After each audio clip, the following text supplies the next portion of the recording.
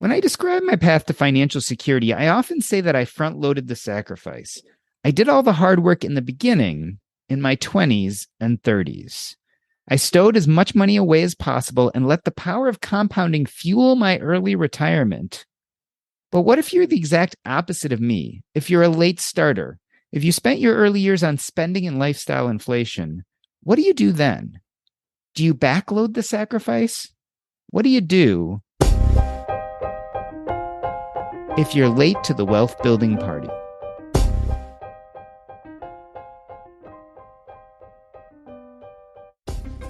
Bill Yount is an emergency room physician, financial independence pursuer, and a dear friend. He is the creator of the Financial Literacy Project Facebook group and community. Bill Yount, welcome to Earn and Invest. First and foremost, at what age do you think you're going to retire? Well, that's a moving target for us. It depends on savings rate and lifestyle deflation. The goal is 62. I think I'm going to retire, quote unquote, on time at 65. It really depends a little bit on, given my career, when I, fall across the finish line. It's kind of like running a marathon. I want to get to in a moment how it feels to talk about retiring at a regular age as opposed to retiring at an early age, which is what a lot of people in our community do. But let's first go back and talk about your money orientation. What was it like in early adulthood? There was no more money orientation. As you may have heard from other folks on your podcast, I had no education, did not internalize anything financial, and lived a life of delayed gratification until the big opportunity to inflate the lifestyle, and ended up being paycheck to paycheck as a high earning physician. Yeah, I think people who are not in the medical field don't realize this, but maybe if you've been trying to make partner at a law firm or an accounting firm or something like that, you understand deferred gratification, right? Because a lot of us had no money and then all of a sudden we have a lot. Tell me about lifestyle inflation. Do you think it made you happy? Go back to those days. Like, was it fulfilling you when you were spending more? Absolutely. It created a lot of front-ended memories. I don't have a significant amount of regrets that because we paid for experiences, we paid for memories. We also paid for things. It was a classic story of physician lifestyle inflation with no financial literacy, and it was a partnership, and my wife didn't have any either. So we kind of stumbled forward, and without having a plan before the big first paycheck, we didn't know how to partition it, and just thought the world was going to take care of us. We were unconscious, truly, for a long time. There was no intentionality. There was no conscious approach to it. And once we got caught up in family, raising kids, dealing with a child with special needs, without the preordained plan, everything, pretty much fell apart. But we managed to have really good experiences along the way with our kids, and we were just going over them the other day with my son, lots of great memories. So no regrets there. So what sparked the change? You're going about your life, you're living lifestyle inflation, you are spending, not too conscious about how you're doing it, but spending in order to enjoy life as it is. Why did things have to change? Well, the world wasn't going to take care of us, and I woke up at 50. And the funny thing is, my wake up had to do with the white coat investor. Much like you learned that you were financially independent, I learned that I was financially woefully dependent, and woke up, sadly to say, around age 50. So a lot of people are exposed to the white coat investor. A lot of people are exposed to personal finance in general. Many people choose to continue ignoring it because it's difficult and scary and painful. Why do you think you were ready for that message? Like, why didn't you just kind of hear it and then move on and ignore it and do what you had been doing for the last bunch of decades? Well, once I learned the language, the wake up call was kind of just things were out of control. And as a type A physician who likes control, all of a sudden I had the time. I ran across a book by William Bernstein, and that was the first book I read. And I said to myself, somebody really needs to do this for physicians. And shortly thereafter, the White Coat Investor book came out, and I'm like, well, it's been done. I just wasn't aware of it.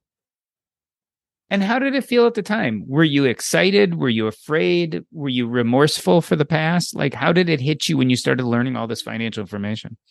All of the above. I was excited to learn the language.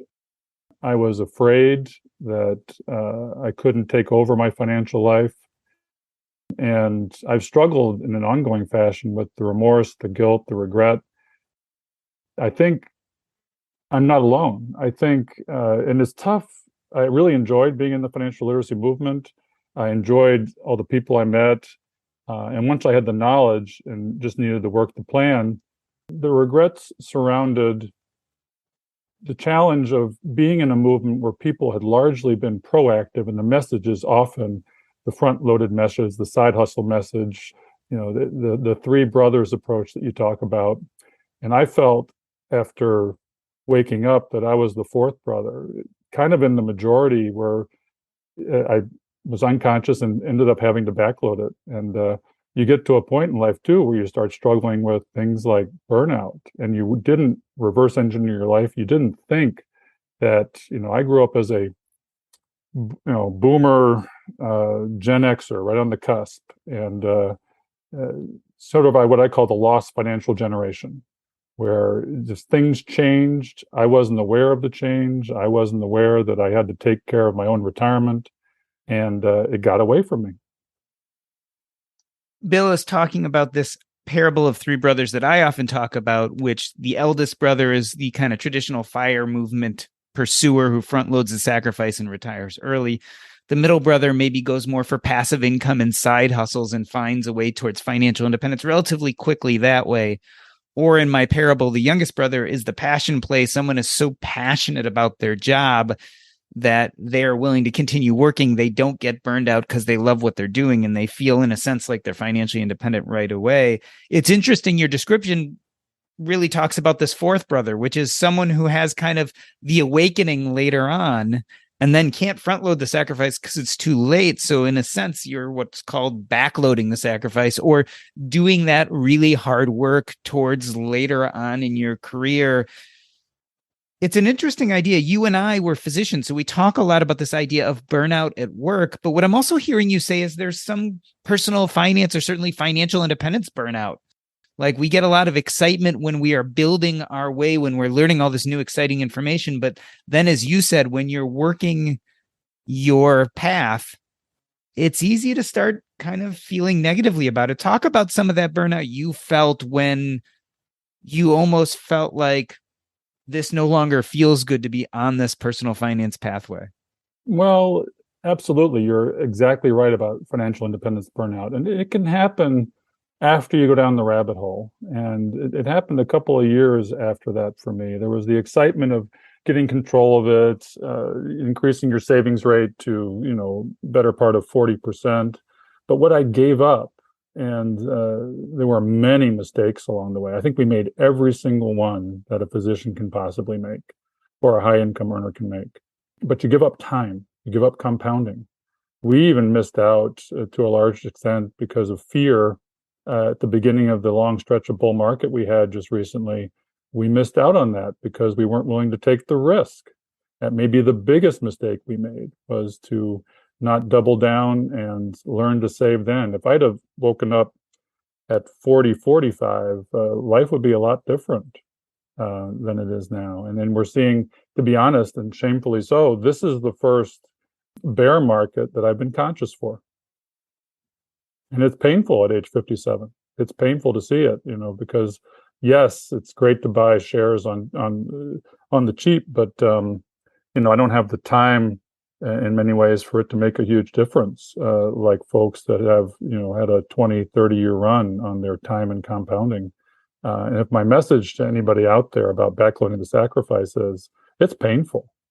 And in many ways, it's painful. And my message to people is, try not to be the fourth brother. Try and wake up earlier so that you have the time to let money work for you, as opposed to at a time when you want to downshift in your career, having to maintain some of the same, when you don't have the energy. I don't have the energy at 57. I don't have that youthful energy to work hard, put the money away.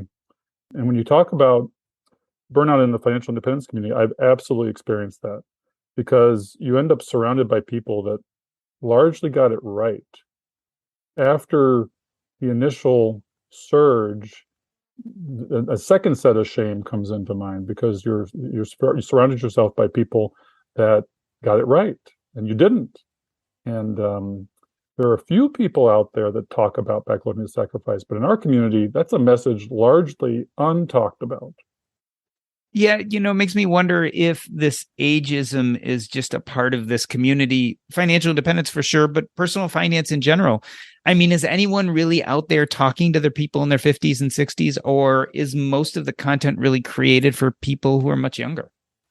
I agree with that. There's really, to my knowledge, no talk about what I would call the 80% of people that just didn't get it right. Because that's the consumeristic lifestyle inflation approach that's promoted in the United States. There is no siren cry of, wake up earlier. The sooner you wake up, the more possible. I hope that our conversation today reaches people outside of the traditional community that need this message. It's easy to say, don't make the mistakes I made. And, but, like for my kids, I'm trying to get them on the path. We didn't model correctly. We just did not model. And we struggle with that with our kids, getting them engaged in it, because it's not what you tell them. And I became what is known as lecture daddy. I kept telling them, this is what we got to do. This is what you need to do. But it was in some ways a little too late because we didn't model the save first, pay yourself first, invest, and spend the rest, and save half your income, live on one income, in a dual income family, which we are. And that's part of our salvation, is that my wife and I work full time now still. Is there a bias towards also instantaneous success in this community? Because I feel like we are always celebrating the person who turns it around immediately, or who builds the side hustle over 2 years, or retires by the age of 29. Talk about this culture of instantaneous success, and maybe how it didn't necessarily jibe with what you were seeing out in the world. Well, I mean, there are physicians that have accelerated their path to financial independence using things like real estate and small business, which is almost what you have to do because going the paper asset route is more of a 20, 30-year route. With my scarcity fear mentality after living this life, it's been hard to accelerate. It's been hard to push through it. And, we are using real estate now and it is helping. But again, 10 years difference and waking up in your 40s, like you would hope that physicians would do or high income earners would do. You can get away with mistakes, even in your 30s and early 40s. But if you wake up in the early 40s, you can retire in 10 or 15 years. If you deflate your lifestyle and inflate your savings, you absolutely can. One of the things I've learned in the high income earner domain, especially when you're a physician and you lose out on your 20s for savings, is you should work 20 for the money. And the rest of it is for joy, downshift or retire. But if you follow Mr. Money Mustache's article on savings rates and retirement, some people really front load the sacrifice and really suffer deprivation in their 20s and 30s because they do it in 10 years. They do it too fast. And you see a lot of regret and remorse with that. I think the balance to avoid burnout is to kind of plan on a 15, 20-year career, not the boomer 30 or 40-year career. I like that, right? Because there is a danger to front loading over aggressively, and then there's also a danger to backloading. And it's like that middle sweet spot you're talking about. I'm reminded of Kirsten and Julian in Cashing Out. They talk about the 15-year corporate career. And I think that mirrors a lot of what you're saying too, this idea of working those 20 appropriately, so you don't overdo it in the beginning and yet you protect yourself on the backside. Absolutely. I mean, that's the way you achieve success, and the balance of enjoying life in the present, as my wife is the present. In our relationship, she's the present and I'm sort of the remorseful past and the future. So we're a good pair. now, and she gets it. She's come along with me on this journey, which is important. We've heard a lot about engaging the spouse because it's hard to not do it together. And she's come with me on, Camp FIs and to other conferences, even FinCon. She gets it, but she still holds me in the present and tries to get me to not regret the past and be weighed down by it. Tell me how your orientation to the personal finance community has changed as you've experienced some of this burnout having to do with money. Do you still feel like a part of it? Is there a place in the community for people like you? The relationships I've created have really broadened my life, and that's the best part of it. But I do wonder about my place in it because I'm old. You consider yourself old in the movement, and you're in your late 40s. I'm 10 years older. The only person I know in the community really that backloaded and retired in the early 60s was Becky Heptig. First started at 50, and she's out there. She's the only one I know that's, helping my part or our part of the community. Yeah, it's interesting just this in the sense of how generationally this breaks out. But yes, you do see less people who are that kind of late generation X, early boomer generation aren't as vocal in this community and maybe not as present. And the ones who are the ones who typically did very well at the beginning of their career, so are part of this community from a very successful place already. Well, I watched my dad work till 80. That was that generation. And so that was my model. And I have no reason to believe on the front end that I wouldn't work 40 years or want to work 40 years in my chosen career. That was kind of the model back then. In today's generations, no, that's not the model at all. They're very nimble. They move around and are very good at, in our community, increasing their income, working multiple streams of income. You talk about the four-legged stool. I've had a one-legged stool or two legs if you talk about my wife's income. We've developed the real estate leg. We don't have the small business leg, but it is what it is. We're doing the best we can with our faculties. And I wish I had the energy and the interest in creating another job and actively managing real estate. Chosen for us because of lack of interest in actively managing houses to invest in syndications, which I think you've talked about in your podcast in the past. And that's our way into the real estate domain. It's worked well for us. So tell me, is there any benefit to this backloading principle?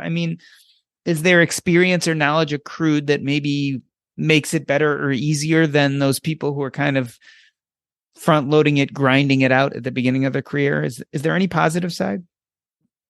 Well, you've paid for a bunch of experiences if you just haven't bought things, but we did that. We had the big house. We even had, we succumbed to rebuilding our house in Chicago at the time of the great financial crisis. So we were upside down in a large mortgage where everything was going towards the mortgage and not much to savings. We were single digit savers as physicians, as I call it. And that's just not a place you want to be. These days, as we know, if you start in your 20s, you need to be 15, 20% savers if you want to have a chance at, avoiding burnout in your late 40s, early 50s, and retiring at that time. Does anything get easier with age when it comes to finances? I'm feeling almost a negative picture here. Tell me something optimistic. I'm trying to be positive about it because yes, it's possible. I have to say it's possible. And we're in good shape. We would be, at this point in time, lean fire because of the market conditions. But the challenge is matching your lifestyle and deflating it. Deflating lifestyle is one of the hardest things you'll ever do. We downsized our house. We had pay off cars. We've traveled less. But we still have that 50-50 lifestyle. We haven't gone to the deprivation lifestyle. It's not possible for us. I just don't think, I guess anything's possible, but is just not something that's comfortable for us. And what's amazing is I've downshifted my work to avoid burnout, and we live on a lot less, and we have noticed no difference or very little difference in our lifestyle. It's amazing. And why didn't we do that on the front end? It just, money just frittered away.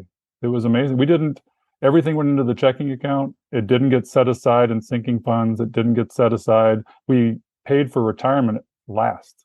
It was one check at the end of the year. It wasn't dollar cost averaging. We didn't know what the heck we were doing. It's amazing how much things change once you become conscious or conscientious about how you're spending, to realize that your lifestyle has not worsened and yet you're spending a lot less. It's really eye-opening. Yeah, I mean, that part is optimistic and it's possible. It's amazing. I didn't think that would be the case. I really didn't. We're happy. It's hard doing, in my field, the nights, the weekends, the holidays. As an empty nester now, kids largely out of college, one to finish, one just finished. College is paid for, house is paid for. We've done a lot of right things. I'm certainly happy about how much progress we've made. And for those out there that want to take their head out of the sand, do it now. Like we've talked about before, you can't regret not planting the trees back in your 20s and 30s. Just, best time to start is now. I have to say it's possible. We will get there. It's just not exactly when we would have wanted to, because we don't have the crossover point. If I had been able to do it at 55, 57, it would be happy, much happier. The problem for me is having defined myself as a physician and not having developed, like you have, the passion projects. I fear retirement because the structure of having a job kind of keeps me going. And the biggest problem I have now, having backed off clinically a little bit, is, and having more free time, is how do you make that transition to retirement? That's the hardest thing. We don't talk about the drawdown. We don't talk about the emotional side of retirement. It ends up being largely a number often. And the biggest challenges I think people have is the depression after retiring. I've seen physicians become alcoholics after they retire without a plan for how they spend their time.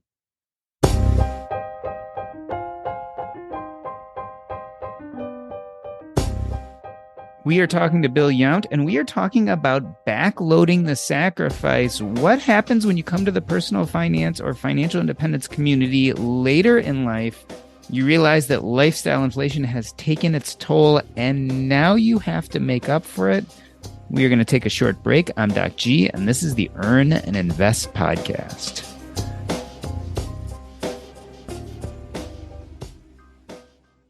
Hey everybody, just wanted to remind you that my book, Taking Stock, is still on sale on Amazon. Go to earnandinvest.com/book. If you have bought the book, do me a favor, go to Amazon and leave a rating. Even if you just leave a 5-star rating, of course, I'd love to see your comments. But if you don't feel comfortable doing comments, even just the 5-star rating helps. I've got about 130, a little bit more ratings there at this point, but the more the better. I am trying to get this message out to as many people as possible. So if you enjoyed the book, please go rate it on Amazon. Please also tell friends and family if this is a book you think that could help them. Let them know. Shoot them the Amazon link. Again, that's earnandinvest.com/book. I would love to share this message with as many people as possible, and you all are my best advocates. Hope you're enjoying this conversation with Bill Yount. Now back to the show.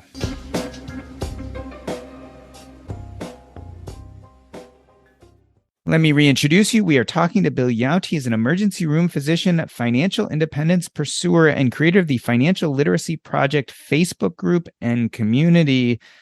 Bill, we've been talking about this idea of backloading the sacrifice.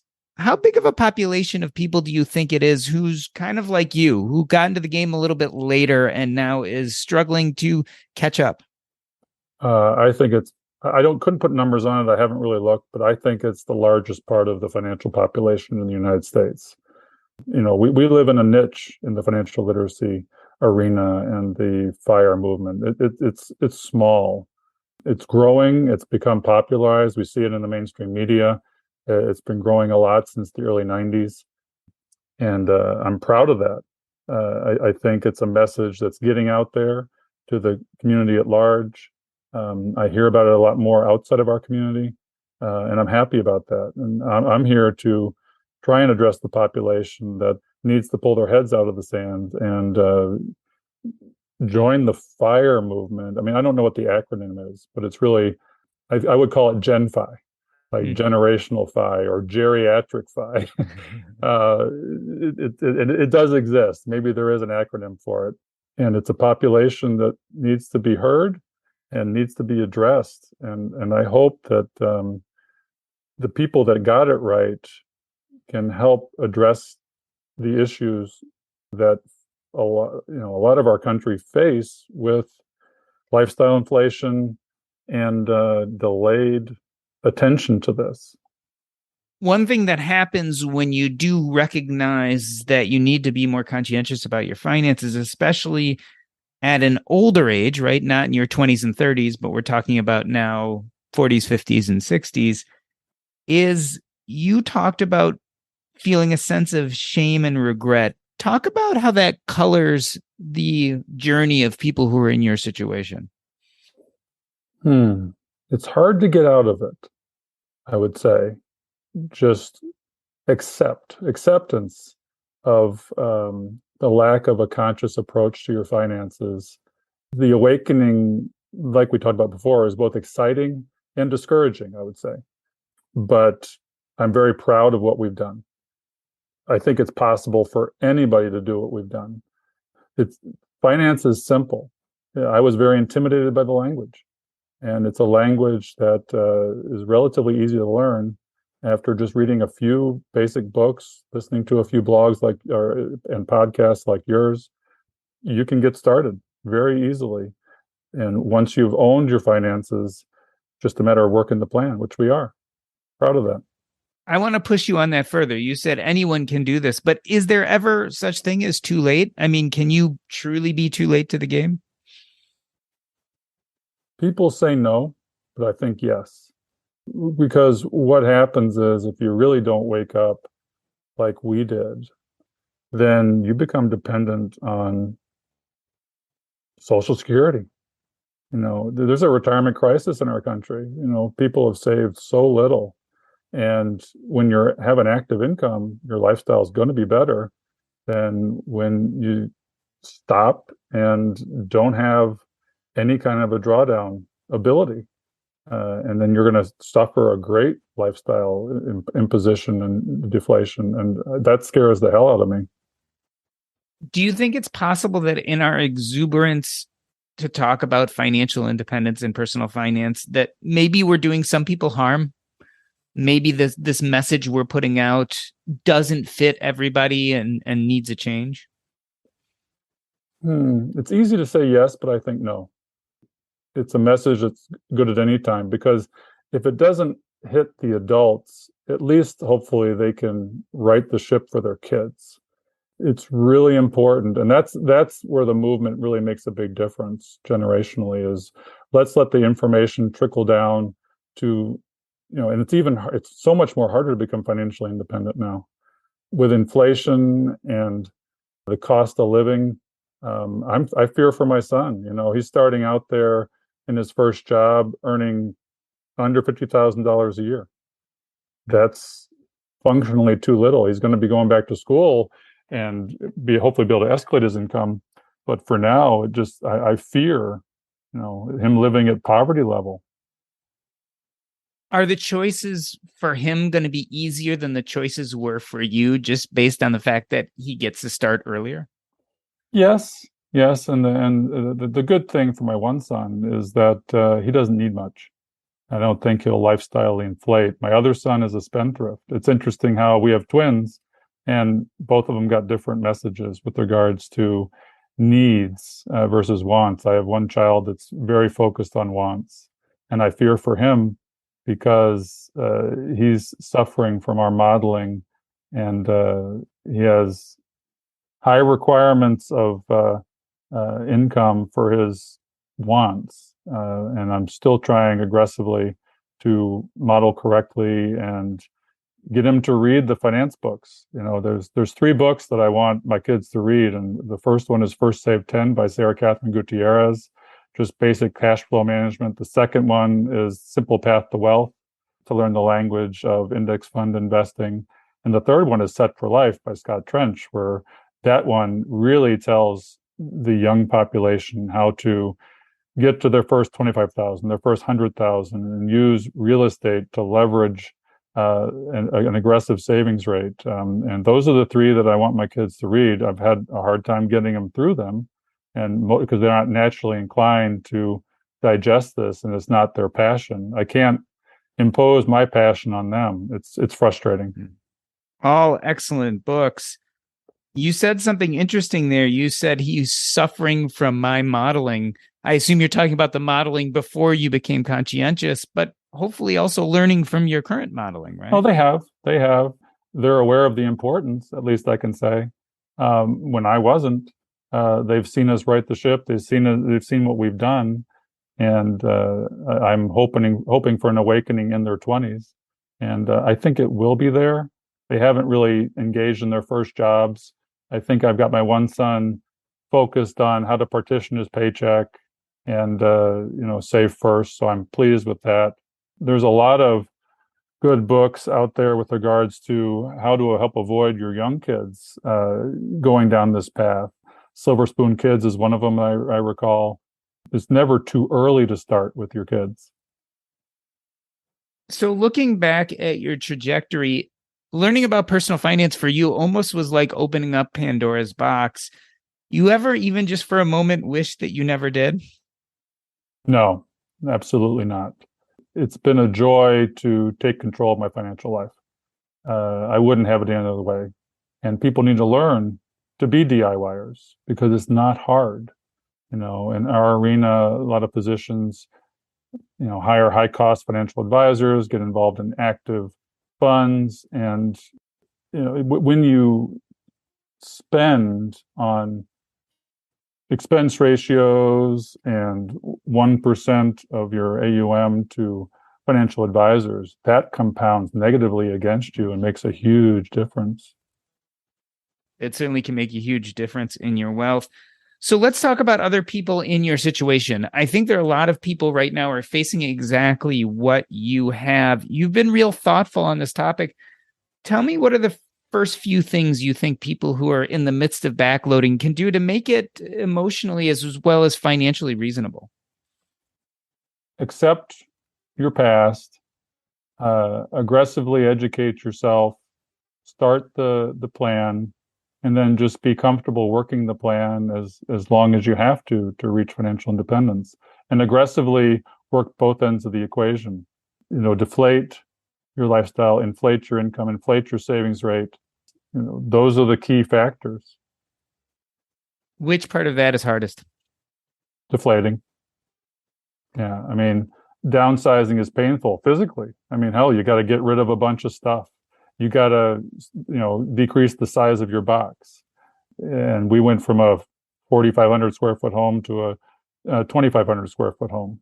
It was physically very trying, very rewarding, though. I mean, I would suggest people, physicians should probably not buy a house over, 2 times their income, or I would have bought a $500,000 or $600,000 house. Never done it. A 3-2 is a great way to go. And then, you can house hack as a physician too. If you buy a house that is amenable to that, and there's no shame in that. That's the way kids these days will achieve housing in this expensive market, is to house hack. That may be the only way. Has it been a blessing or a curse to be a high income earner in this process? I mean, many people would say as a higher income earner, you have an easier time catching up, but also being in the socioeconomic status, for instance, of a doctor requires certain amounts of expenditure of money. There's a lot of keeping up with the Dr. Joneses. Have you found it harder or easier as a physician? Harder. The high income does make it harder. But as far as the backloading, it makes it easier. Definitely makes it easier. Let me interpret that. Harder emotionally, harder to deflate, harder to not spend like some of your peers are. But once you get your finances starting to work for you, then easier because you have a higher income. Is that what I'm reading? Yeah, absolutely. I mean, it allows you to have a much higher savings rate. We put away now, as I said, 40, 50%, and we're in the 200 plus $1,000 a year putting it away, and we're living on half of our income.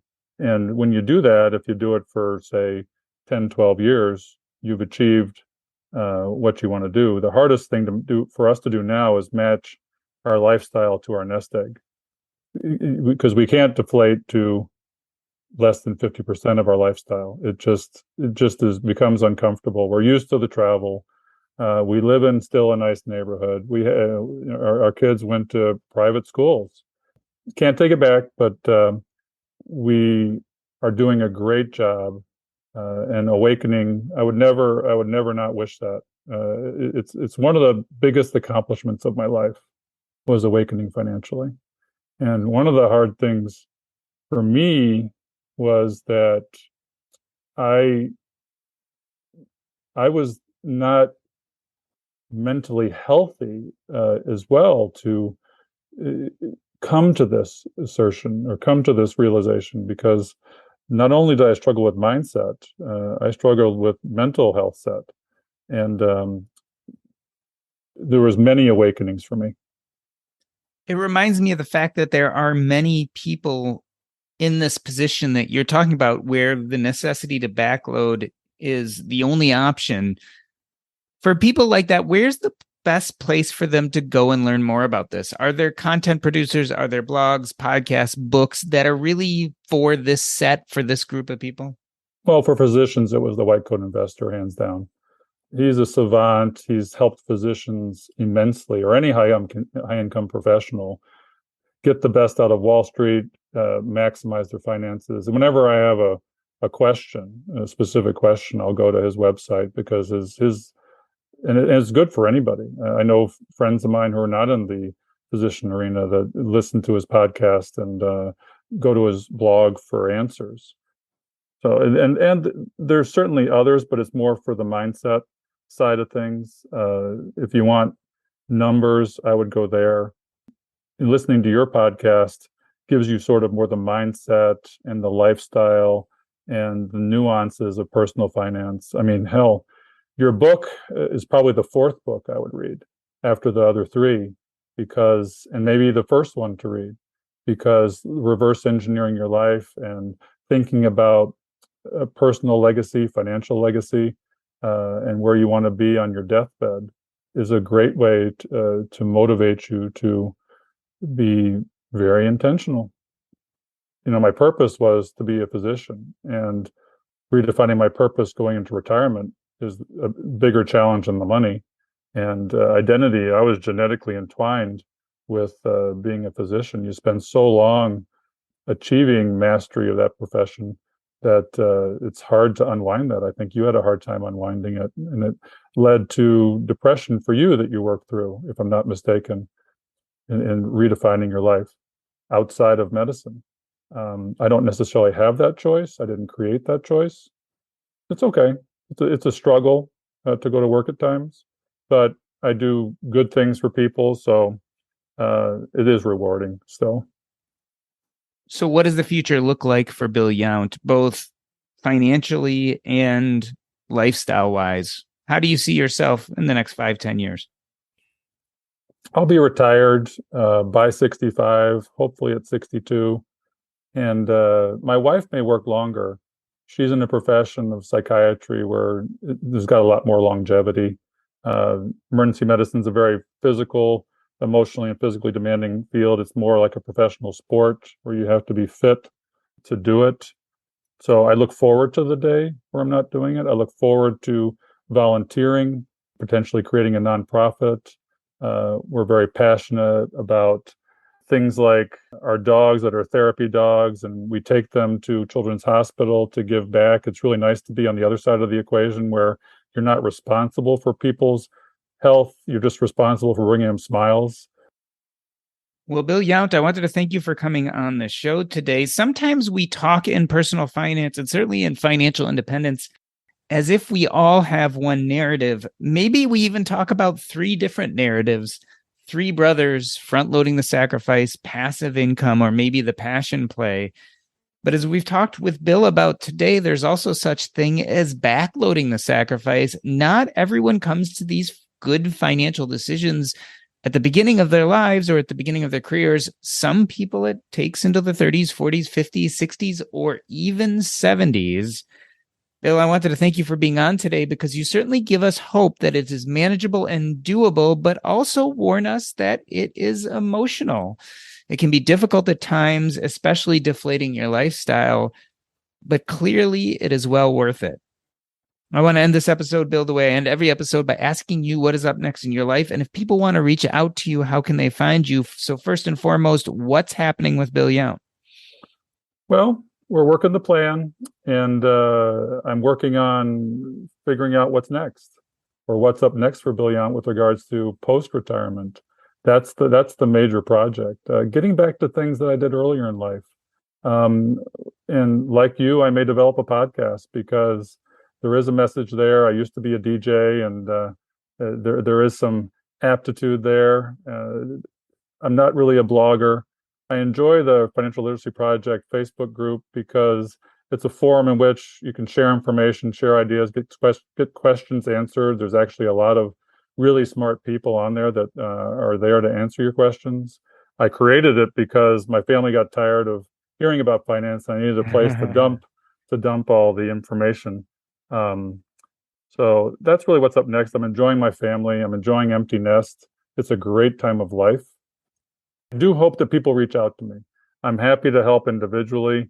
You can reach out to me through the Facebook group. I've talked to physicians that are in much worse circumstances than myself, and just need a shoulder to lean on and to help them motivate to start. So I'm more than happy to help anybody that feels that they're in this situation and just needs to know where to start. And what is the best way to find you? Probably through the Financial Literacy Project on Facebook. You can message me, DM me there. That's the easiest way. This has been the Earn and Invest podcast. On behalf of myself, Doc G, I would like to thank Bill Yount. That's a wrap.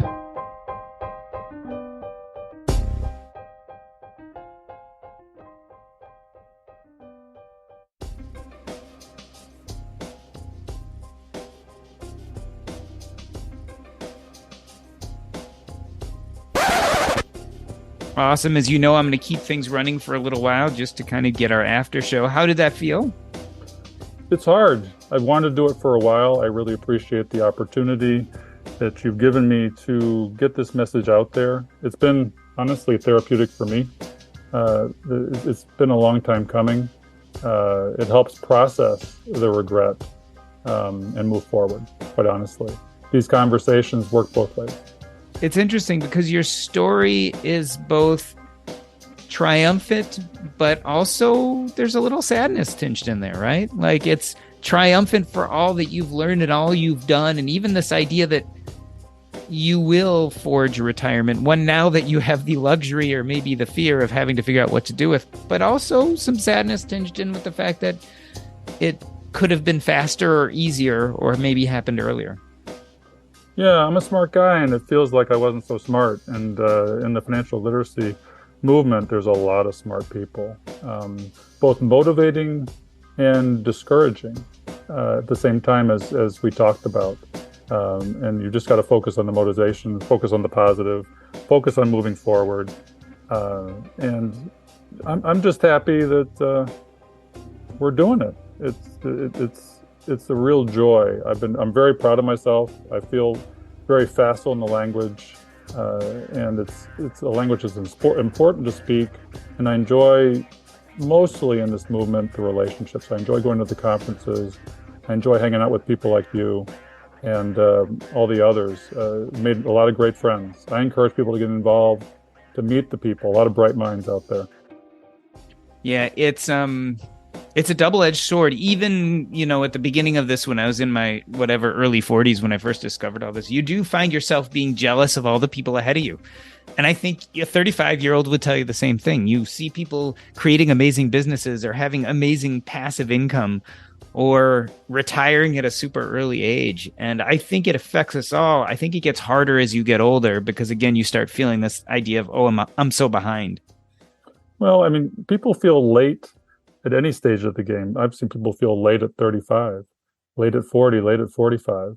Yeah. And the path you go through with that, the emotions you go through with that are the same. Yeah. Yeah. It's a lot to carry, I think, for people, especially when they're just getting into it. I would agree. And, it's a work in progress. I've always been impressed by you. Wow, that's nice of you to say. I'm proud of myself, and I just want others to be proud of themselves too for taking charge of their life, being intentional, being conscious. I mean, it's not just conscious in finance; it's conscious in everything.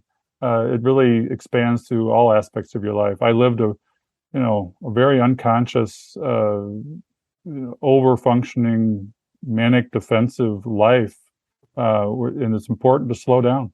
Yeah. It really is. The good news is, I think by the time you hit retirement, you will have a much better sense of purpose and identity. Because I think this process for you, even in feeling like you came late to the finances, even with some of the mental health issues, I think really has opened up this idea in you of exploring yourself and who you are and what works and doesn't work for you. So my suspicion is all of this hard work you've been doing over the few years is going to make it easier when you get there. So your average person retires at 65 or 70 and does feel incredibly lost. And my suspicion is that you won't. No, I won't be. I won't be at all. I mean, for me, the financial literacy movement has been financial therapy, and that's worked in conjunction with personal mental health therapy. Yeah. I think it's important to do both, and there are actually financial therapists out there that help married couples get on the same page. You need to ask for help. You need a coach. You cannot do it alone. Yeah. Yeah. I like how you paired that. We think of mental health therapy, but a lot of this is financial therapy and they really do go hand in hand. Absolutely. Yeah. Oh.